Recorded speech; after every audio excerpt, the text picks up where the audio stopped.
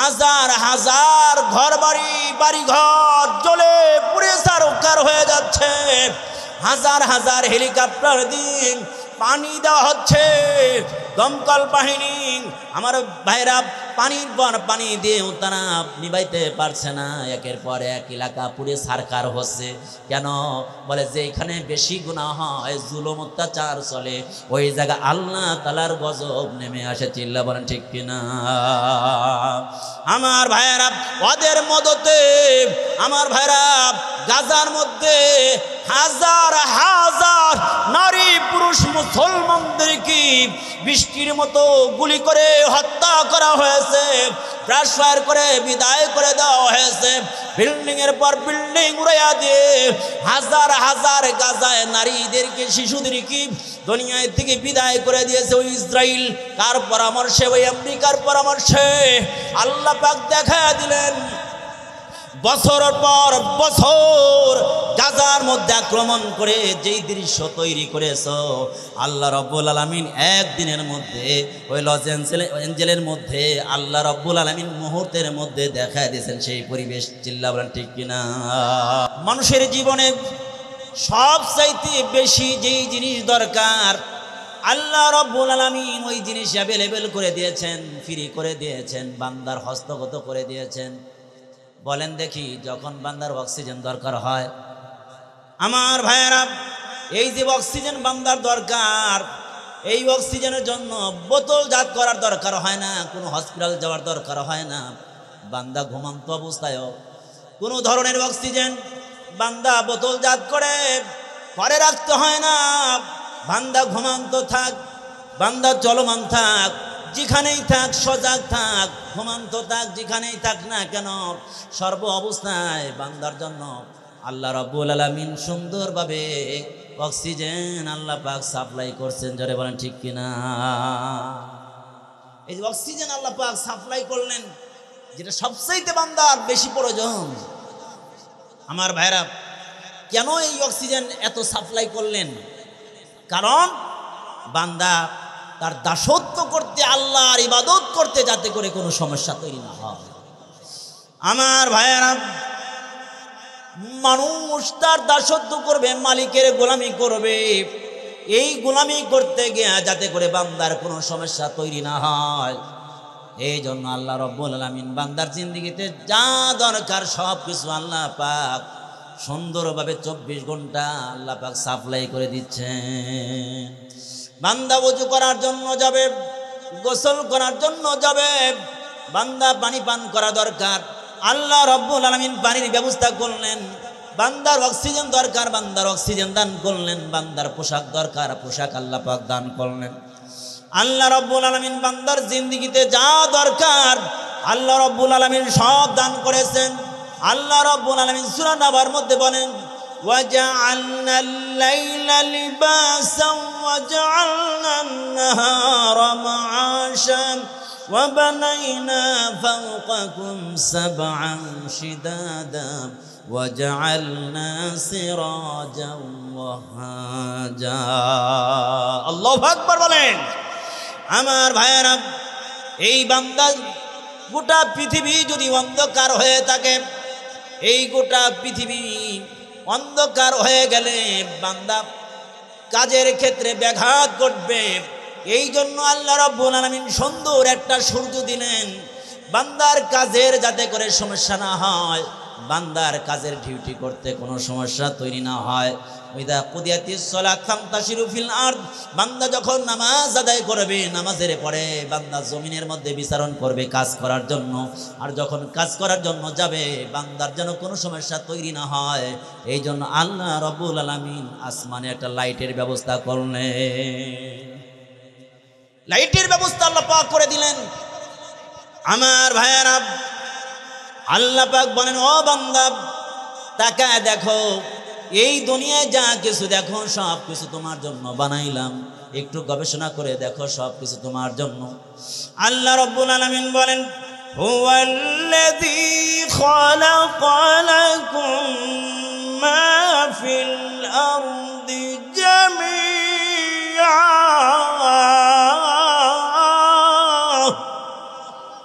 আল্লাহ পাক ডেকে বলে বান্দা একটু তাকায় দেখ, এই পৃথিবীর জগতে যা কিছু দেখো রে বান্দা, তোর জন্য খালাকালাকুম, তোর জন্য বানাইলাম, তোর জন্য বানাইলাম।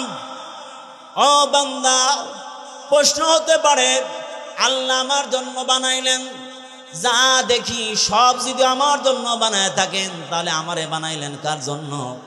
আল্লাহ পাক বলেন এই যে তোর জন্য এত আসমান বানাইলাম, জমিন বানাইলাম, সূর্য বানাইলাম, চন্দ্র দিলাম, গ্রহ নক্ষত্র, এত কিছু তৈরি করলাম রে বান্দা, তোর জন্য এত কিছু বানাইলাম। একটা টার্গেট আছে, আমি তোকে আমার জন্য বানাইছি, আমার গোলামির জন্য বানাইছি।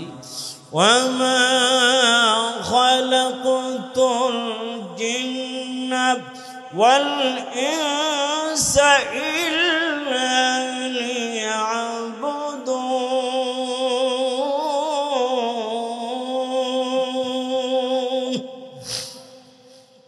আল্লাহ পাক বলেন বান্দা এই জন্য বানাইলাম যাতে করে আমার সাথে তোর সম্পর্ক কায়েম হয়ে যায়, সর্ব জায়গায় আমার সাথে সম্পর্ক থাকবে রে বান্দা। ও বান্দা, এই জন্য সূরা ফাতিহার মধ্যে আল্লাহ রাব্বুল আলামিন বলে মালিকি ইয়াউমিদ্দিন, ইয়াকা না'বুদু ওয়া ইয়াকা নাস্তাঈন।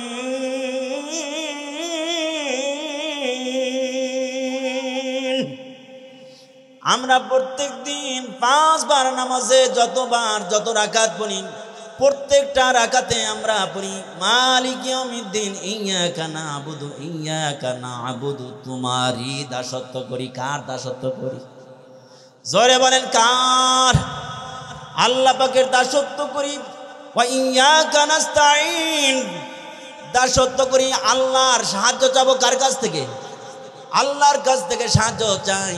আমরা 24 ঘন্টায় এই কথাগুলো বলি, এই সূরাটা আমরা প্রত্যেক রাকাতের মধ্যে পড়ি, কিন্তু দাসত্ব আমরা যখন এই কথা বলি আল্লাহ তোমার দাসত্ব করি, আমরা তোমার গোলামি করি, তোমার কাছে সাহায্য চাই, কিন্তু দেখবেন নামাজ থেকে বের হইয়া, মসজিদ থেকে বের হইয়া আল্লাহ পাকের দাসত্বর কথা বইলা দেখবেন আল্লাহর বিরোধিতা আরম্ভ করে দেয়। আল্লাহর বিরোধিতা করে কিভাবে? দেখবেন মোবাইলটা চালু করল, মসজিদ থেকে বের হইয়া মোবাইলটা চালু করে গান স্টার্ট দিয়ে শুনতে শুনতে রওনা দিছে। আছে কি না? জোরে বলেন আছে কি নাই? এই যে গান শুনলাম, এই গান শুনলে মানুষের অন্তরের মধ্যে নিফাকি তৈরি হয়। দেখবেন বিবাহ শাদী যখন শুরু হয়ে যায়, এমন গান আর এমন বক্স দেয়া ডান্স আর নাচ গান আরম্ভ করে দেয়। বলেন দেখি, বিবাহের একটা অংশ মনে হয় গান গাওয়া, কথা বলে না? বিবাহের কি অংশ নাচ গান করা? কিন্তু কেন গো? আমরা প্রত্যেক দিন বলি আল্লাহ তোমার দাসত্ব করি, আল্লাহ তোমার কাছে সাহায্য চাই, কিন্তু দেখবেন বিবাহ বাড়িতে সাহায্য চাই শয়তানের। কারণ দেখবেন বিবাহ বাড়ি যখন শুরু হয়ে যায়, দেখবেন বুড়া বড় বড় ডেক্স, এটাই নাই এমন জোরে ভাই, এত জোরে গান ছাড়ে, যারা হাড় দুর্বল আছে মইরে যে মনে যে অবস্থা শুরু হয়ে গেছে। আমার ভাইয়ারা, ও বন্ধু, কানের মধ্যে যে আঙ্গুল দেন, তারপরে দেখবেন আপনার নিয়ে নাচাইতেছে, ঘর বাড়ি নিয়ে সোজা নাচানো আরম্ভ করেছে রে বন্ধু। বন্ধু এগুলো বন্ধ কিভাবে হবে? ও বন্ধু, আল্লাহর কাছে যদি সাহায্য চাই, আল্লাহরই যদি দাসত্ব করি, তাহলে নামাজের মধ্যে যেভাবে আল্লাহর দাসত্ব করি, মসজিদের মধ্যে যেভাবে আল্লাহর দাসত্ব করি, মসজিদ থেকে বের হয়ে গেলে অন্য কারো গোলাম হওয়া যাবে না, গোলাম হতে হবে কার? এই জন্য বলেন দেখি, আপনার আমার ব্যক্তিগত জীবনে, এই বৈবাহিক জীবনে, এই কর্মক্ষেত্রের জীবনে সব জায়গায় হুকুম মানবো কার? সব জায়গায় হুকুম মানবো আল্লাহর। এই জন্য দুনিয়ার কোনো ইজম দেয়া, মতবাদ দেয়া আল্লাহর জমিনে আল্লাহর বান্দাদের উপরে কোনো মতবাদ দিয়ে আইন চালু করা হয়, সংসদ চালানো হয়, আল্লাহর কসম করে বলা যায় ওই দেশের মধ্যে কোশ্চিন কালেও শান্তি আসবে না। চিল্লা বলেন ঠিক কিনা? এই জন্য বলবো, নামাজে যদি হুকুম মানি আল্লাহর, এই মসজিদে হুকুম মানি যদি আল্লাহর, মসজিদের বাহিরে গিয়ে হুকুম মানতে হবে কার? আল্লাহর হুকুমের বাহিরে কারো হুকুম মানা যাবে না। আল্লাহর কোরআন দেয়া এই শরিয়াত দিয়ে কোরআন সুন্নাহর মাধ্যমে যদি আমার জীবন চলে, সমাজ চলে, রাষ্ট্র চলে, থানা চলে, এই সব জায়গা চলে, শান্তির ফয়সালা যিনি করবেন তিনি কে? চিল্লা আওয়াজ করে বলেন তিনি কে?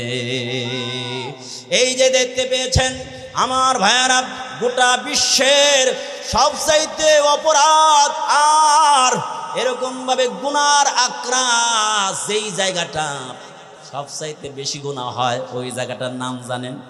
ওই জায়গাটা হলো যুক্তরাজ্যের আমেরিকার আমার ভাইয়েরা লস এঞ্জেলে। এই জায়গার মধ্যে আমার ভাইয়েরা দেখতেছেন কয়দিন যাবৎ, প্রায় 5-6 দিন যাবৎ দাবানল শুরু হয়েছে। কথা কয় দাবানল শুরু হয়েছে। আমরা দেখেছি বিভিন্ন জায়গায় জড়ো হওয়া হয়, এই বাতাস বয়, কিন্তু সেই জায়গায় আগুন দেয়া বশীভূত করে দেওয়া হচ্ছে। ঘর বাড়ি আমার ভাইরা কিলোমিটার কি কিলোমিটার, হাজার হাজার ঘর বাড়ি, বাড়ি ঘর জ্বলে পুড়ে ছারখার হয়ে যাচ্ছে। হাজার হাজার হেলিকপ্টার দিন পানি দেওয়া হচ্ছে। দমকল বাহিনী আমার ভাইরা পানির পর পানি দিয়েও তারা নিভাইতে পারছে না। একের পর এক এলাকা পুড়ে ছারখার হচ্ছে। কেন? বলে যে এখানে বেশি গুনাহ হয়, জুলুম অত্যাচার চলে, ওই জায়গা আল্লাহ তাআলার গজব নেমে আসে। চিল্লা বলেন ঠিক কিনা? আমার ভাইরা ওদের মদতে আমার ভাইরা গাজার মধ্যে হাজার হাজার নারী পুরুষ মুসলমানদেরকে বৃষ্টির মতো গুলি করে হত্যা করা হয়েছে, ব্রাশ ফায়ার করে বিদায় করে দেওয়া হয়েছে। বিল্ডিং এর পর বিল্ডিং উড়াইয়া দিয়ে হাজার হাজার গাজায় নারীদেরকে, শিশুদেরকে দুনিয়া থেকে বিদায় করে দিয়েছে ওই ইসরাইল। কার পরামর্শে? ওই আমেরিকার পরামর্শে। আল্লাহ পাক দেখা দিলেন বছর পর বছর গাজার মধ্যে আক্রমণ করে যেই দৃশ্য তৈরি করেছ, আল্লাহ রব্বুল আলামিন একদিনের মধ্যে ওই লস এঞ্জেলের মধ্যে আল্লাহ রব্বুল আলামিন মুহূর্তের মধ্যে দেখা দিয়েছেন সেই পরিবেশ। চিল্লা বলেন ঠিক কিনা? আল্লাহ রব্বুল আলামিন যখন ধরে আখাযনা